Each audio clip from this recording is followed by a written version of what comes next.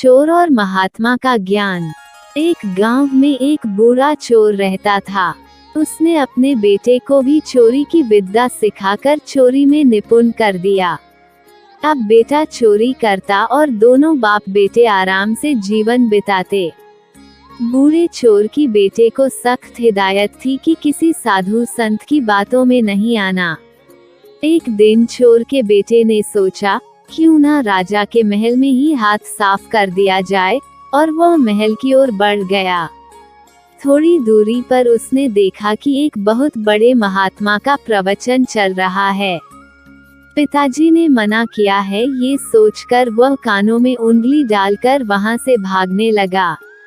भागते भागते जैसे ही वह भीड़ के निकट पहुंचा, एक पत्थर से टकराकर नीचे गिर गया। तभी महात्मा जी की आवाज उसके कानों में पड़ी, कभी झूठ नहीं बोलना चाहिए, जिसका नमक खाओ उसका कभी बुरा मत सोचो। जो ऐसा करता है उसको ईश्वर सदैव सुखी बनाए रखता है।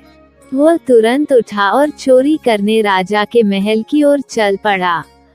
राजमहल पहुंचकर जैसे ही चोर ने द्वार को पार करना चाहा, तुरंत दरबान ने पूछा, अरे कौन हो तुम?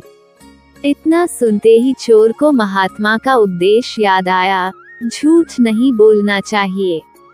चोर ने उत्तर दिया, मैं चोर हूँ।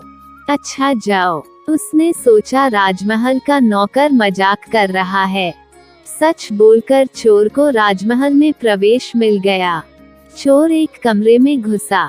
वहां उसने ढेर सारा पैसा तथा जेवर देखा। उसने एक थैले में सब धन भर लिया और दूसरे कमरे में घुस गया। वहां अनेक प्रकार का भोजन रखा था। वह खाना खाने लगा। खाना खाने के बाद वह थैला उठाकर चलने लगा कि तभी फिर महात्मा का उपदेश याद आया, मत सोचो। उसने सोचा, खाने में नमक भी था, अतः मुझे राजा का बुरा नहीं सोचना चाहिए। इतना सोचकर वो वापस चल पड़ा। पहरेदार ने फिर पूछा, क्या हुआ, चोरी क्यों नहीं की? चोर ने कहा, जिसका नमक खाओ उसके यहाँ चोरी नहीं करते, इसलिए सारा धन रसोई घर में छोड़ आया। तभी रसोई की आवाज आई, चोर पकड़ो पकड़ो। तो दरबान ने चोर को दबोच लिया और राजा के सामने पेश किया।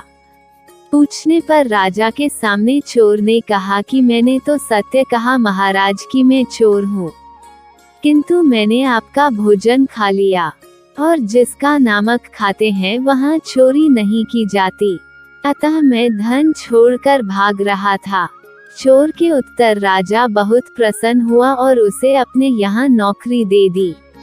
राजमहल से घर जाकर चोर ने अपने पिता से कहा, देखिए पिताजी, महात्मा की बात मानने के कारण ही आज मुझे दरबार में नौकरी मिली।